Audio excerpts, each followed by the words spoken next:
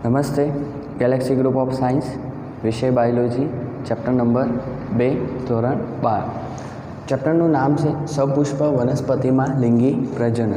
આપણે આગળના લેક્ચરમાં અભ્યાસ કર્યો હતો કે પુકેસર કેવું હોય, કે નરપુષ્પ કેવું હોય, પ્લસ કઈ રીતે પરાગરજ ઉત્પન્ન થાય। તો એ જે લઘુબીજાણુ ધાનીમાંથી પરાગરજ ઉત્પન્ન થઈ છે તેના વિશે આપણે થોડોક અભ્યાસ કરીએ। તો પરાગરજ કેવી હોય એના વિશે આજના લેક્ચરમાં આપણે અભ્યાસ કરવાનો છે। તો આજે આપણું ટાઇટલ લાગશે પરાગરજ। પરાગરજ કેવી હોય એના વિશે આપણે આજે થોડીક વાત કરીએ। જે નુકસાનકારક છે અને ઉપયોગી પણ છે, પણ સૌથી પહેલાં એની રચના વિશે આપણે અભ્યાસ કરીએ કે પરાગરજ કેવી હોય। તો આકૃતિ પર થોડુંક ધ્યાન આપજો।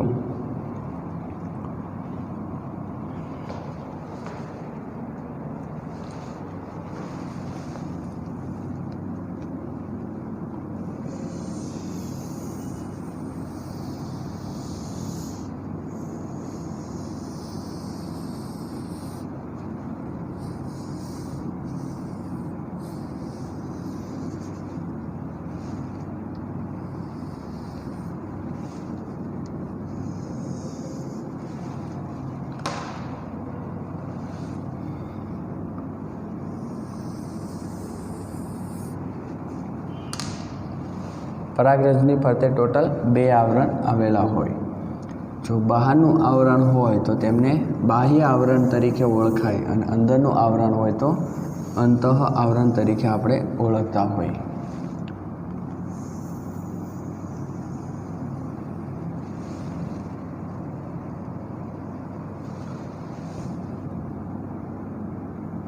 આવી રીતે 2 આવરણ હોય પરાગરજની ફરતે। એમાં જે બાહ્ય આવરણ હોય એ આવી રીતે થોડુંક તૂટક અવસ્થામાં હોય, એટલે કે સળંગ નથી હોતું, વચ્ચે તૂટેલું હોય।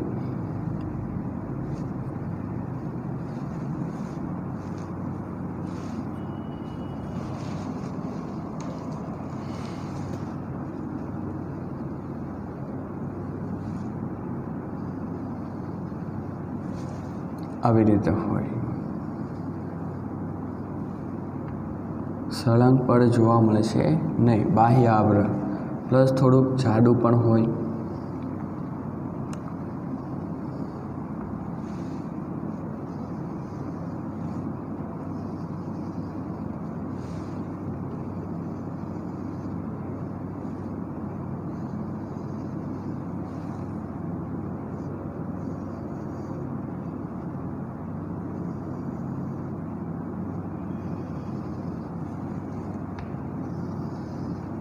જે બાહ્ય આવરણ હોય તેનું આપણે બહારનું આવરણ હોય તેમને કહેવાય બાહ્ય આવરણ અથવા બાહ્યાવરણ। રેડી? અંદરનું જે આવરણ હોય તેમને કહેવાય અંતઃ આવરણ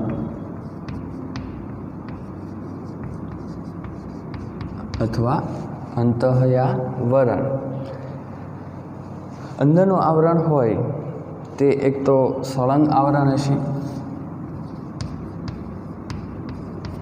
જે તમે અહીંયા જોઈ શકો છો કે વચ્ચે કોઈ પણ જાતની તૂટક રેખા નહીં જોવા મળે, સળંગ હશે। અને એ શેનું બનેલું હોય તો કે સેલ્યુલોઝ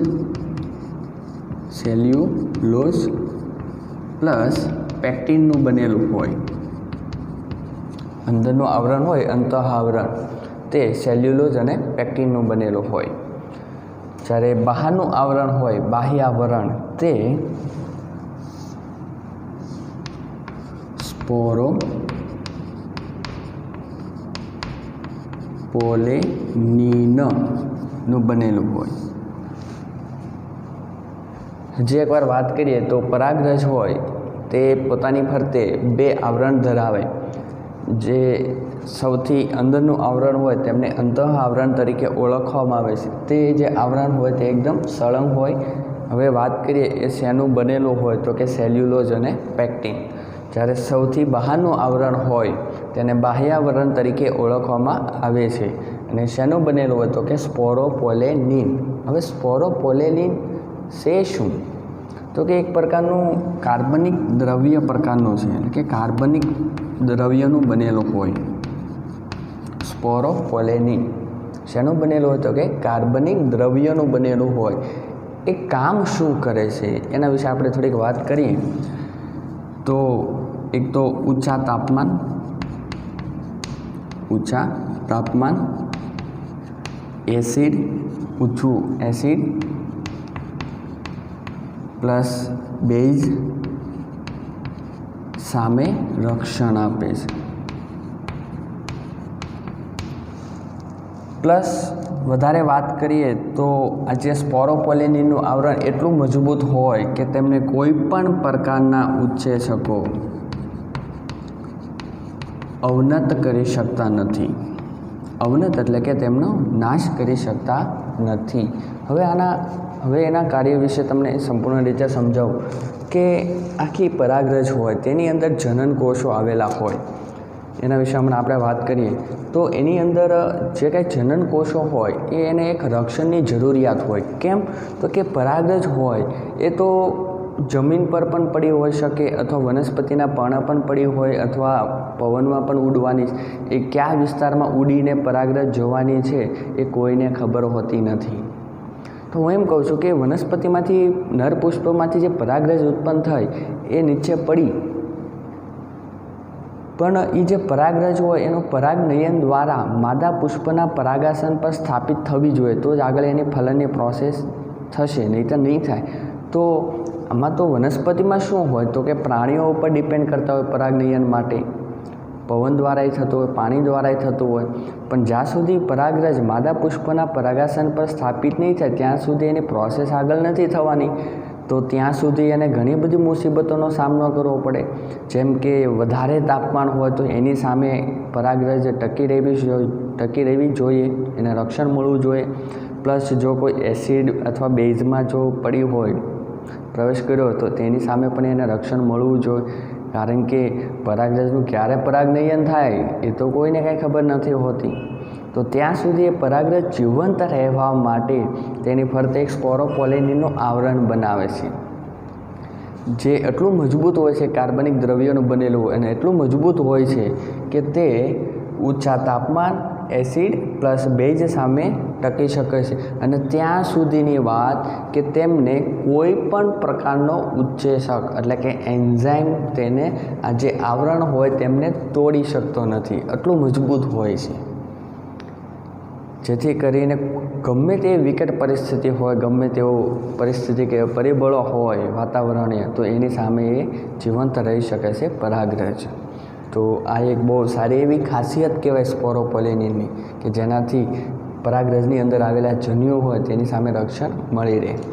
બીજી આપણે વાત કરીએ કે ચલો અંદરનું આવરણ તો સળંગ હતું, પણ બહારનું આવરણ જે તૂટક હોય એટલે કે સળંગ નથી હોતું, તો અહીંયા જ્યાં નહીં હોય આવરણ એ સ્થાને અહીંયા છિદ્ર પડે છે, જે તમે જોઈ શકો છો. અહીંયા છિદ્ર હોય. આ જે છિદ્ર હોય તેમને જનન છિદ્ર તરીકે ઓળખવામાં આવે છે. જનન છિદ્ર. કોને જનન છિદ્ર કહેવાય? તો કે આવી રીતે માની લો કે સળંગ સ્પોરોપોલેનિનનું આવરણ છે, પણ ખરેખર હોતું નથી. શું? તો કે વચ્ચે સ્પેસ હોય, તૂટક હોય. તો આ જે વચ્ચે સ્પેસ જોવા મળી, એક છિદ્ર જોવા મળ્યું, તેમને જનન છિદ્ર તરીકે ઓળખવામાં આવે છે.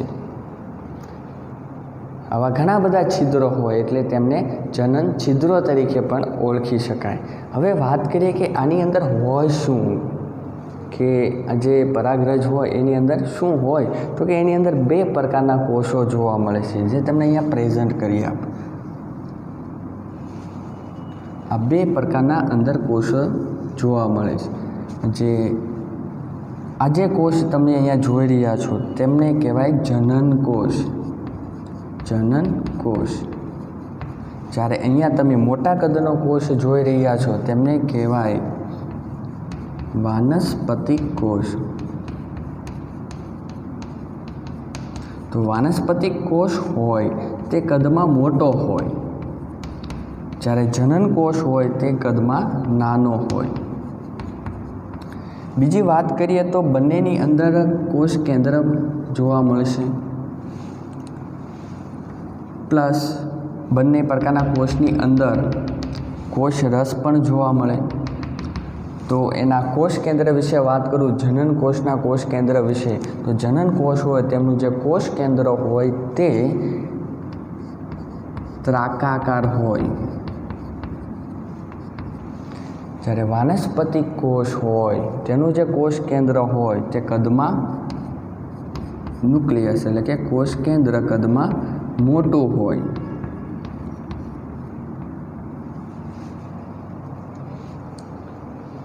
શું થયું તો કે પરાગરજની અંદર બે પ્રકારના કોષો જોવા મળે.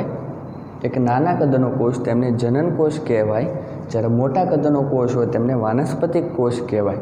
જે બંનેની અંદર કોષ રસ જોવા મળે છે. પ્લસ જનન કોષ હોય તેની અંદર જે ન્યુક્લિયસ હોય એ ત્રાકાકાર હોય, જ્યારે વાનસ્પતિક કોષ હોય તો એની અંદર કોષ કેન્દ્ર હોય તે કદમાં મોટું હોય.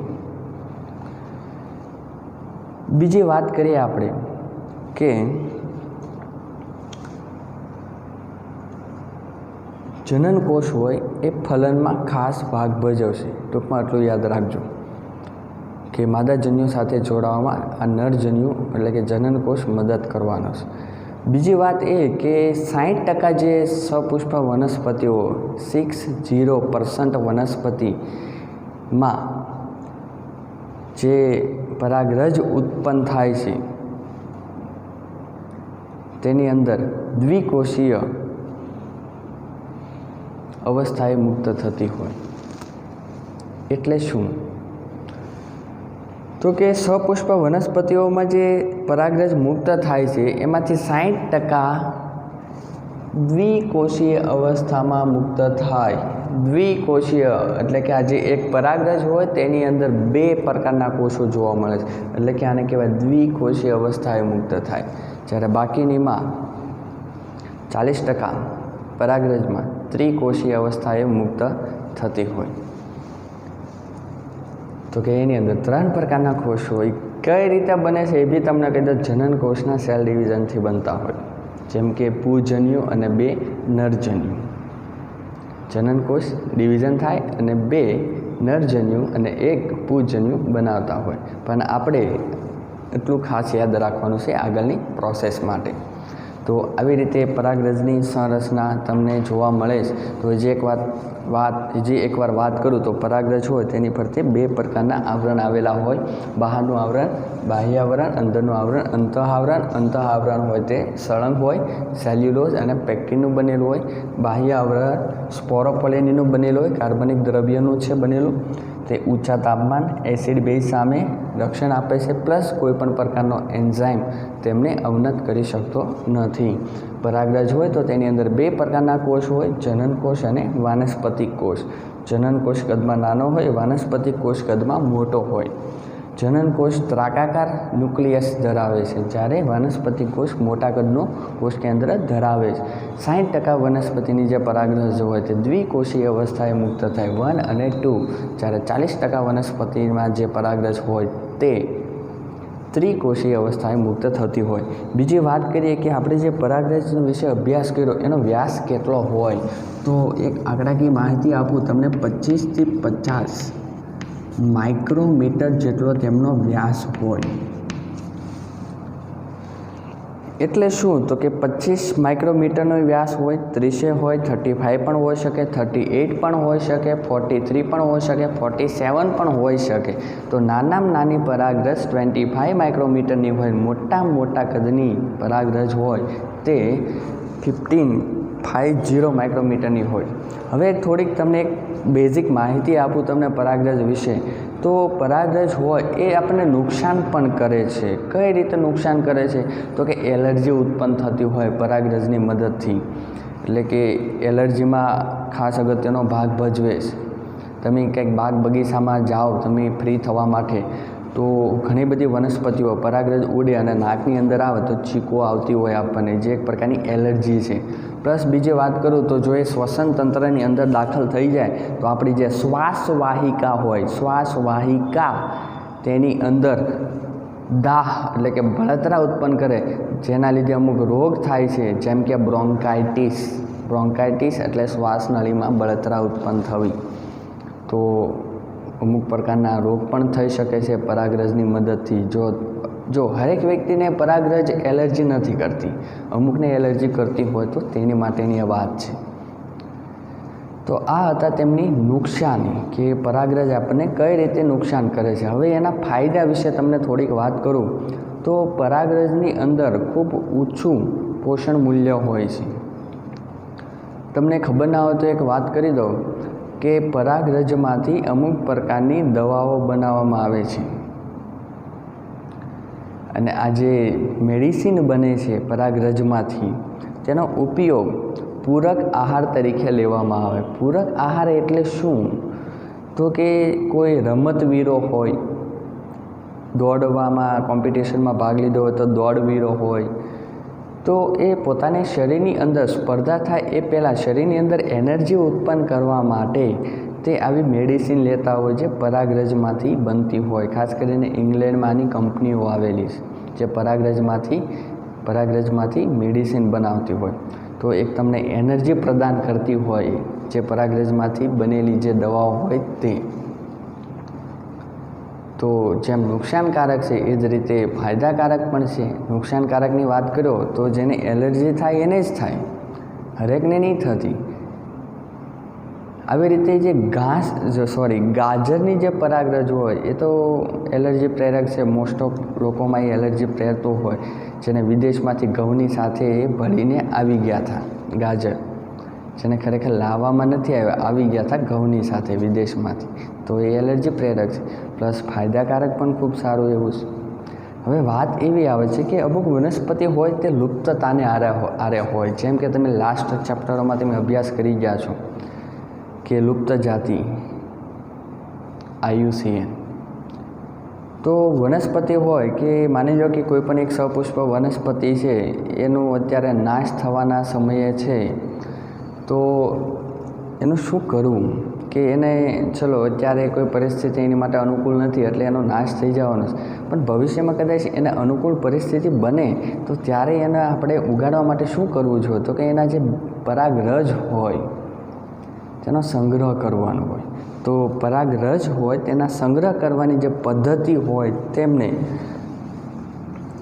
પરાગ નિધિ તરીકે ઓળખવામાં આવે. સરખી રીતે સમજો કે પરાગરજનો મારે લાંબા સમય સુધી મારે સંગ્રહ કરવો છે અથવા 25-30 વર્ષ સુધી મારે પરાગરજનો સંગ્રહ કરવો છે, તો જે સંગ્રહ કરવાની પદ્ધતિ હોય તેમને પરાગનિધિ તરીકે ઓળખવામાં આવે છે. અને આ જે પરાગરજ હોય તેમને સરખી રીતે સમજો -196 ડિગ્રી સેલ્સિયસ તાપમાને નાઇટ્રોજન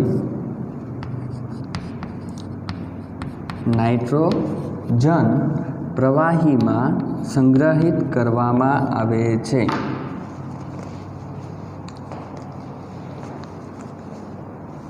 બેઝ સમજો તમે સરખી રીતે કે અત્યારે કોઈ પણ એક વનસ્પતિની પરાગરજ તમને આપી દેવામાં આવે છે.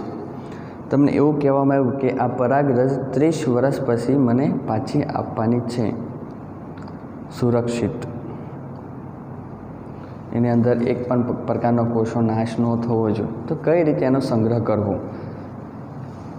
તો બહુ ઓછી સંખ્યામાં મેં તમને વર્ષની સંખ્યા આપી, બાકી આવા ઘણા વર્ષો સુધી તમે એનો સંગ્રહ કરી શકો છો.